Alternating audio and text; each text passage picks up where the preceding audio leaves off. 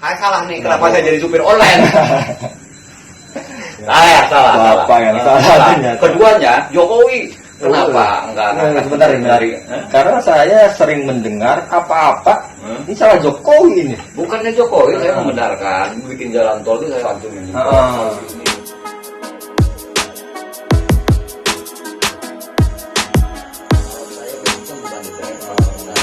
Bapak perkenalin dulu dong. Bapak Mustek. Mustek. Asli pekerjaan saya itu nggak kebayang bahwa saya ini akan menjadi supir taksi. Makanya saya mengikutin juga, nggak terlalu serius juga, tapi bilang serius juga. Karena pekerjaan saya bukan di situ, Pak. Karena itu udah nggak pakai otak. Itu nyari duit yang nggak pakai otak ya itu. Jadi begitu kita naik mobil, hidupkan aplikasi, otak kita tuh dibuang, ditaruh di belakang, di bagasi. Nggak pakai. Budget dong, Pak. Ya makan yang berjalan fisiknya aja, tubuhnya aja, tapi otaknya di bagasi, Pak. Kenapa? Karena itu sama aja dengan beca. Pakai fisik. Nah, pakai fisik kan?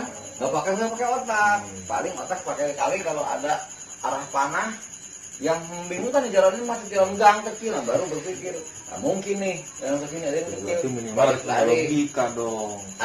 Iya, itu sedikit sekali ya, paling 0,00% yang dipakai. Sedangkan otak kita yang besar ini, kepala ini, otak nih, ini ditaruh di bagasi. Jadi selama saya narik itu ojek online, itu saya cuma menggunakan 0,0 sekian otak dipakai. Kapasitas otak yang Tuhan. Sebenarnya itu bukan kerjaan utama. Karena saya udah bangkrut lah, daripada ini ya dia narik aja lah. Awalnya memang lumayan enak awal baru booming ojek.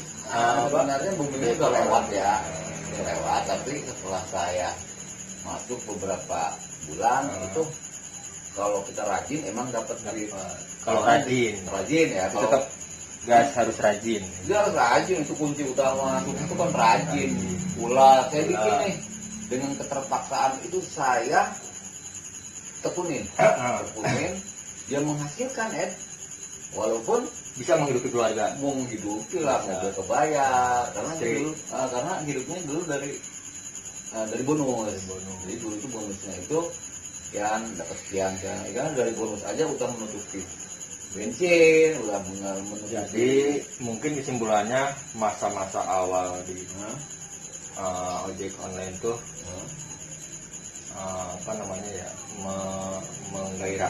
menggairahkan Pak. Setelah adanya pandemi. Bukan karena pandemi Pak. Sebelumnya juga kalau udah. Pandemi mah itu mah kita udah nggak mikirin Pak. Namanya pandemi bisa makan aja itu udah hebat. Sebelum ada pandemi. Pangkalnya dari mana nih? Pangkalnya dari sini Pak. Kalau saya urut-urut, entah ada hubungan atau enggak dengan politik, itu nggak tahu Pak. Menarik. Dulu saya itu sangat membenci Grab. Sangat membenci karena saya dulu pakai aplikasi satu Grab. Karena Grab itu saya anggap curang Pak Edi. Curangnya begini Pak Edi. Dia sebagai aplikator menyediakan kendaraan. Iya kan?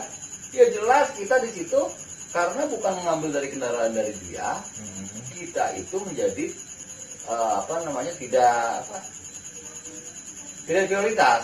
Jadi diprioritaskan yang kendaraan mereka. Kita kan begini, ada 3 pengemudi di situ, 2 prioritas, terus saya pribadi. Ini orang ini udah bolak-balik dapat penumpang. Bapak belum? Saya belum. Ini saya benci banget. Bencinya dari situ. Saya keluar Pak. Saya narik online. Nah di online yang dinamakan aplikasi anak bangsa, Bokar. Ini saya kaget. Di situ tidak ada yang namanya anak emas. Lu rajin lu dapet.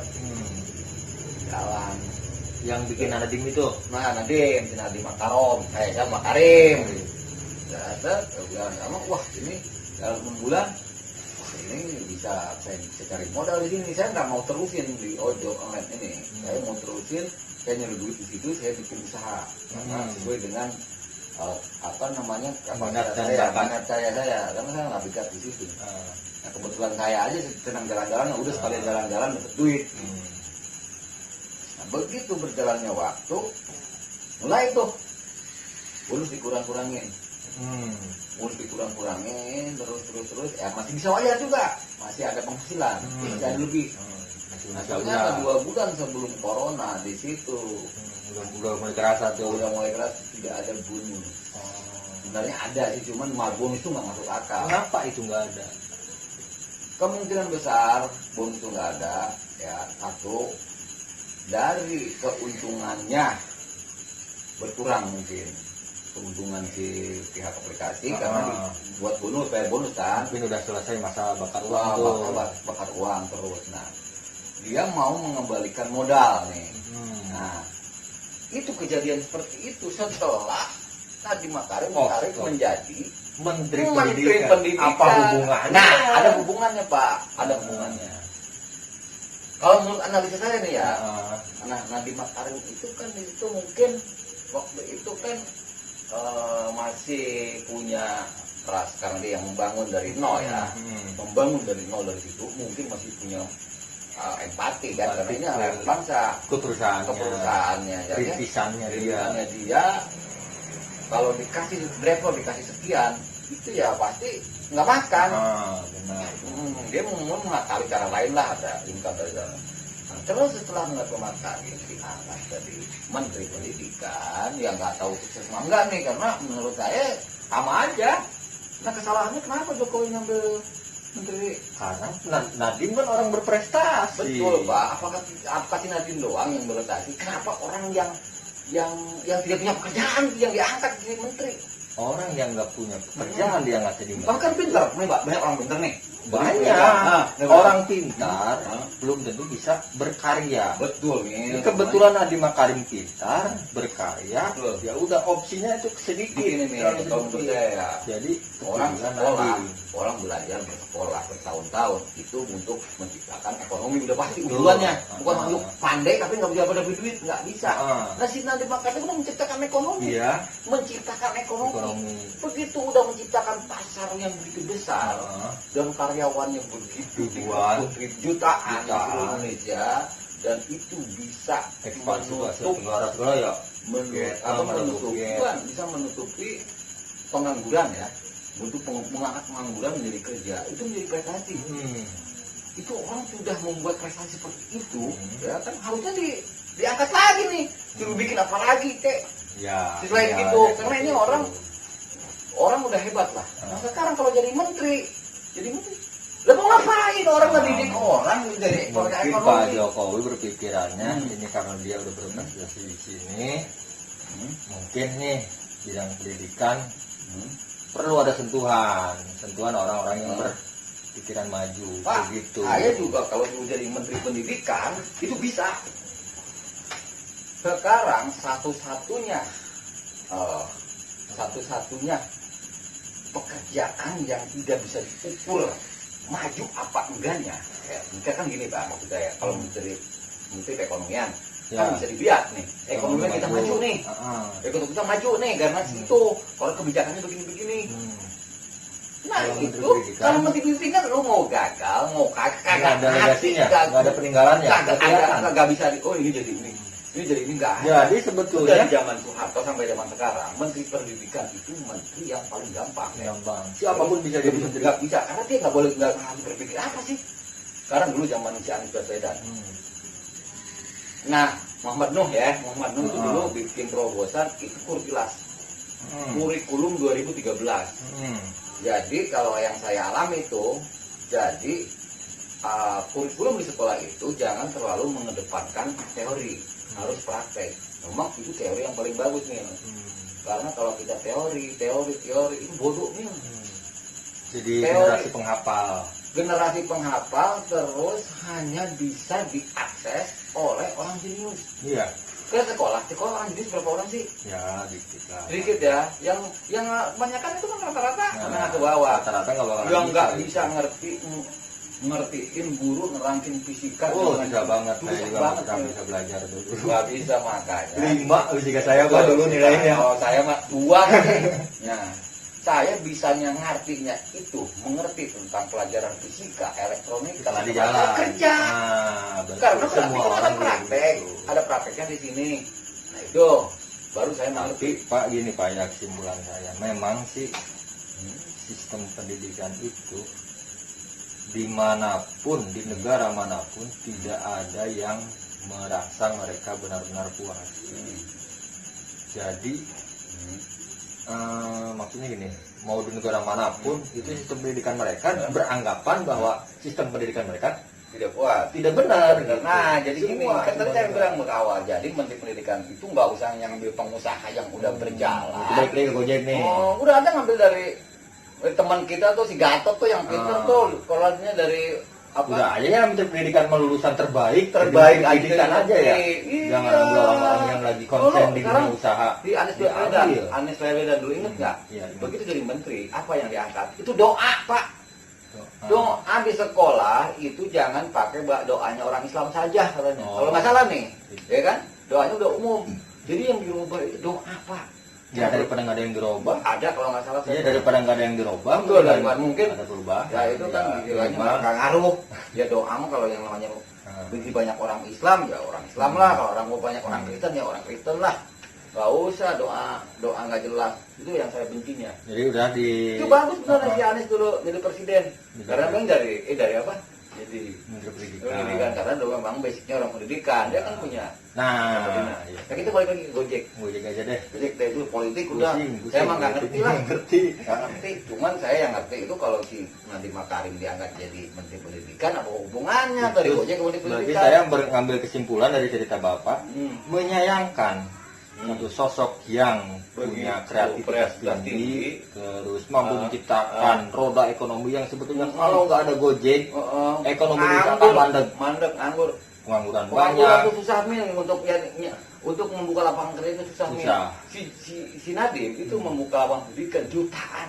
Lapangan pekerjaan jutaan. Tiba-tiba dia diangkat jadi presiden, jadi menteri. Yang jelas sampai sekarang tidak ada kreativitasnya apa-apa. Iya. Paling bikin upacara bendera pakai apa namanya? Kayak gak bangga-bangganya gua. Gua juga bisa, Bro. Mungkin kalau si Nadiem masih di Gojek, dia akan bikin lagi. Apalagi yang menjaring lagi tenaga kerja yang jutaan. Bisa aja kita menjadi petani yang. Jadi yang salah ini siapa? Salahnya satu, saya salah nih. Kenapa saya jadi supir online? Saya salah. Bapak yang salah. Keduanya Jokowi. Kenapa enggak? Sebentar ini. Karena saya sering mendengar apa-apa ini salah Jokowi ini. Bukannya Jokowi, saya membenarkan bikin jalan tol itu saya antumin ini. Wah ini bangun. Bukan karena saya bukan fan Jokowi, ya saya yang masuk akal aja, yang saya puji-puji ini bagus. Kalau dia salah, ya gue bikin salah. Gue nggak punya hubungannya mau jadi presiden kayak mau enggak, ya. Dia presidennya siapa aja, itu nggak ngaruh, ya. Cuman kalau ngelihat kebijakannya, karena kan jadi gitulah kenapa ngangkat Menteri Susi. Menteri Susi. Kenapa ngangkat Susi bagus kan dia punya perusahaan, kenapa nggak gedein lagi perusahaannya tuh? Jadi maksud Bapak mungkin gini ya. Jangan mengangkat orang-orang yang lagi konsen di bidang profesional yang sudah terbukti. Betul, Pak. Karena di Amerika itu si Mark Zuckerberg juga nggak ditarik Pak nggak jadi menteri. Itu Amerika. Si Trump aja pengusaha jadi presidennya udah tua. Udah mau mati. Jadi itulah kesalahan-kesalahan orang kita. Begitu kita viral nih, hebat, ditariklah. Padahal Jokowi itu bagus loh, punya misinya ya orang saya. Ya itulah kita tidak terlalu mendewa-dewakan. Jadi kalau yang salah ya bilang salah. Nah kita balik lagi dalam politik capek. Balik lagi ke Gojek. Menurut analisa saya, Gojek dan Grab itu akan tumbang dua-duanya. Dua-duanya. Kenapa tuh? Menarik. Jadi gini Pak. Sekarang saya sebagai driver Gokar, ya penghasilannya sekarang itu paling gede itu 200 sampai 300 ribu sehari. 200.000 seharinya, bukan sehari orang normal. Kalau sehari orang normal kan 8 jam kerja. Kalau itu bukan orang normal, abnormal, anormal. Ya karena apa?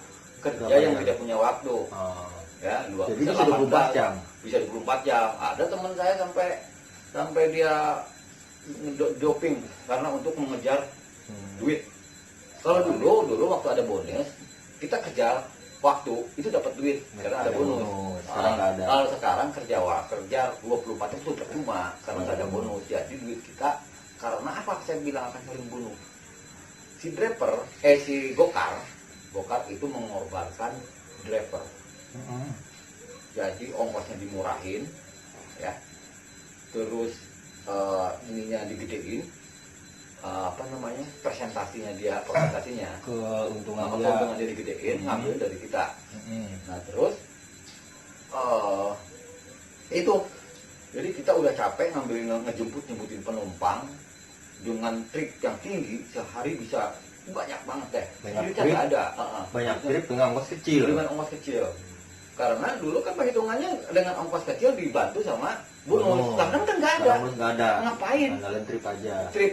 Sekarang lu pikir aja, sekarang kalau lu ngambil 10 ribuan satu, ya, penjemputannya aja satu menghabiskan waktu 5 menit. Jarak tempuh itu sekitar 3 kilo ke atas. 3 kilo bawah, banyak kita ambil rata-rata 3 kilo. 3 kilo. Nah sekarang ongkos per kilometer Gokar itu rata-rata 2.500 per kilometer.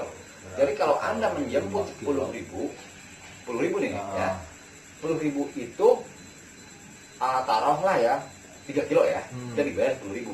Kita ngambilnya aja udah 3 kilo. Udah 6 kilo tuh. Udah 6 kilo mil. Waktu jemputnya menghabiskan waktu 5 menit. Karena macet. Ya.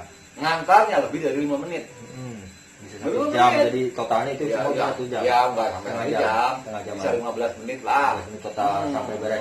Jadi kalau kita udah punya perhitungan, kalau sampai ini pengantarannya 15 menit yang ngambil 10 ribu itu udah rugi. Udah bukan 2.500 berarti lagi. sejam cuma 40 ribu. Sejam 40 ribu.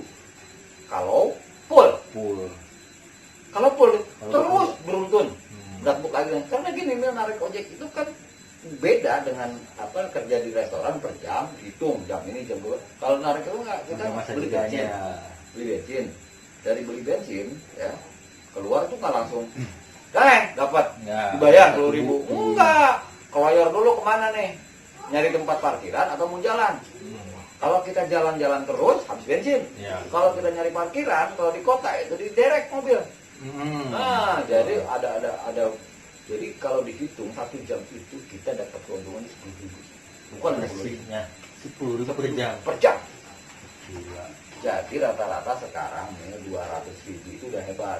200 ribu kotor Mel. Kalau 200 ribu mobilnya irit, ya. Itu kotor sehari. 200 ribu mobilnya irit, itu paling bensin itu 50 ribu. Atau kadang-kadang kalau kosong banget nih, ada nggak macet itu 250 ribu, jadi 50 ribu. Jadi kilometernya kalau kita beli bensin 50 ribu itu dapat range di dashboard itu sekitar 100 kilo. Jadi 50 ribu itu perjalanan 100 kilo.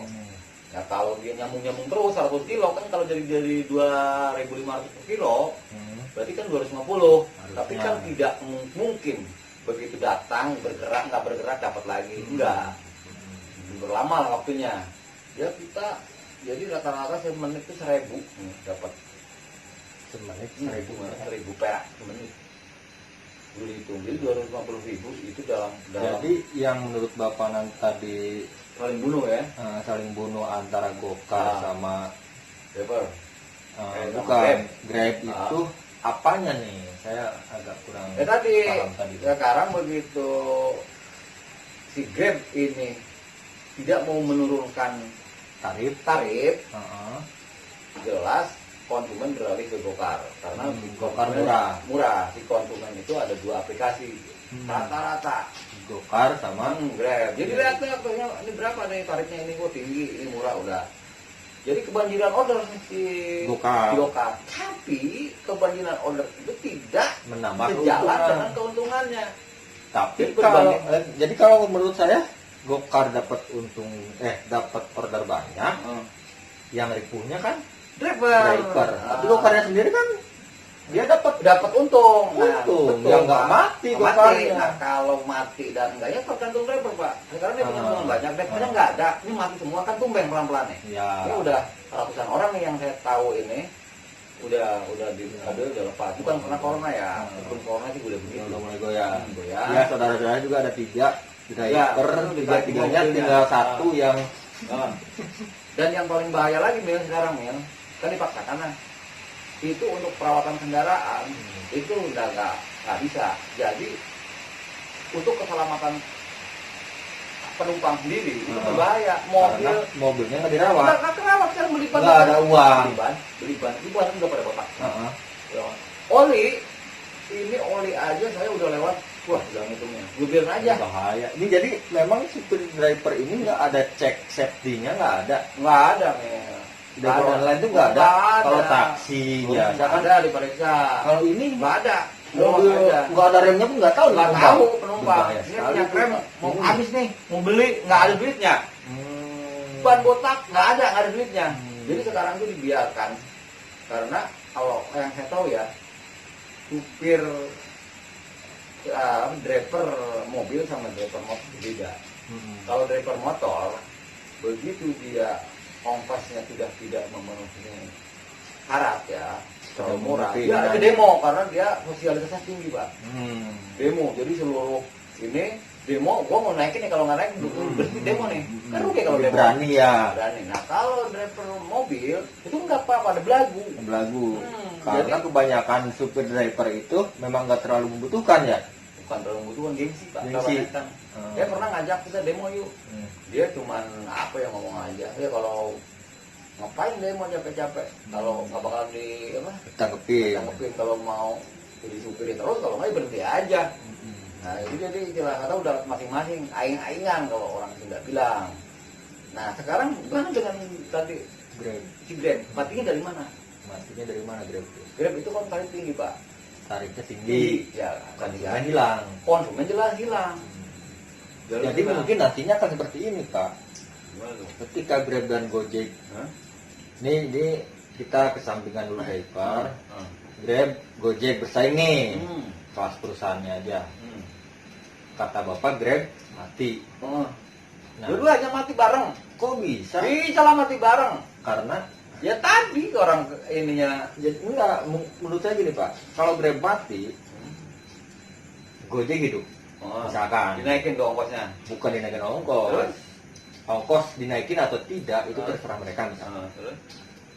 Justru akan terjadi filter driver yang benar-benar. Justru Jamil sekarang itu karena driver itu bukan karena dia merasa makmur diam di situ, karena merasa terpaksa. Yang akan terus di situ orang yang punya mobil tidak cicilan.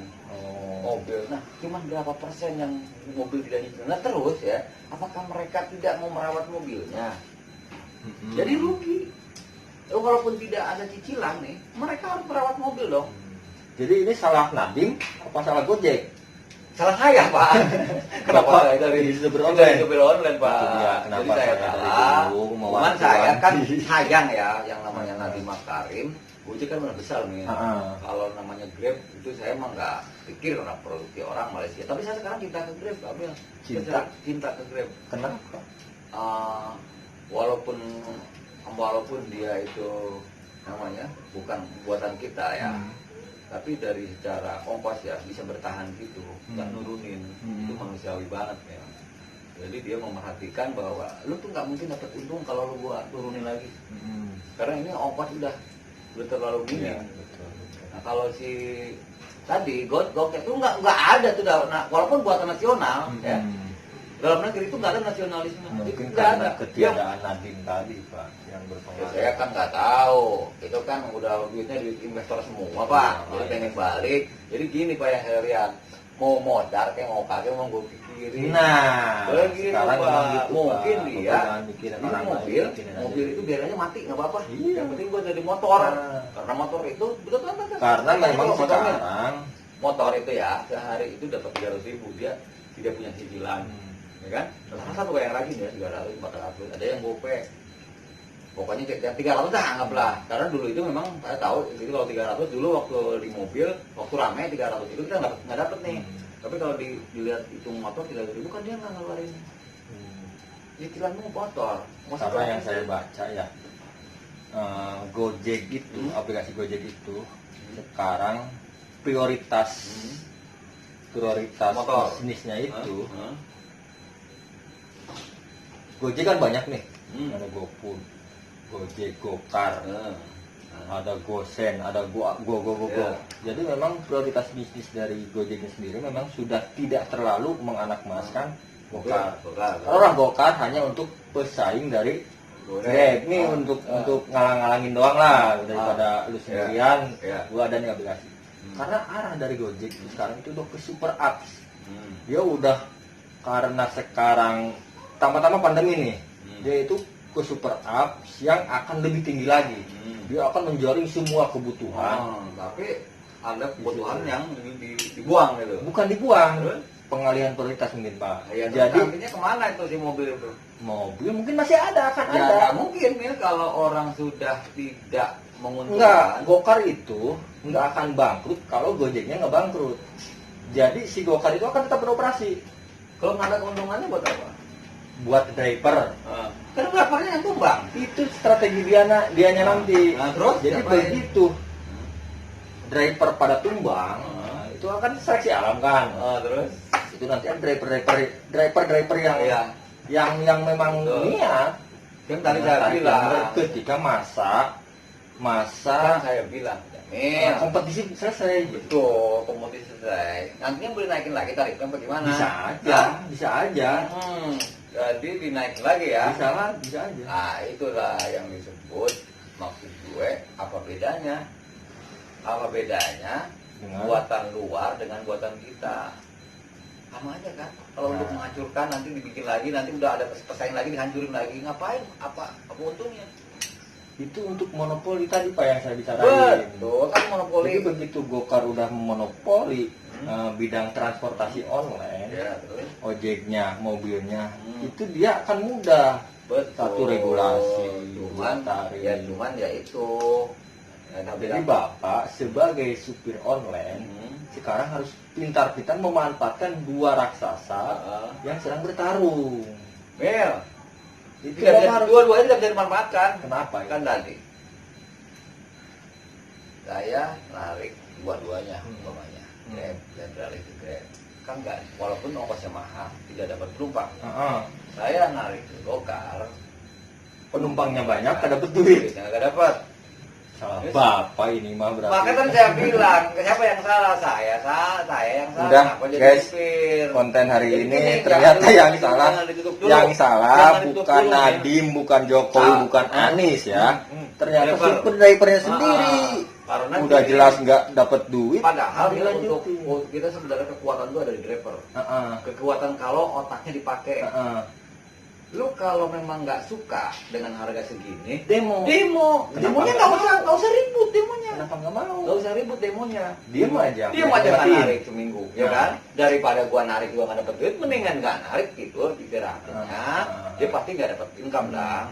Drop dong. Nah itu kenapa nggak bapak lakuin? Kenapa?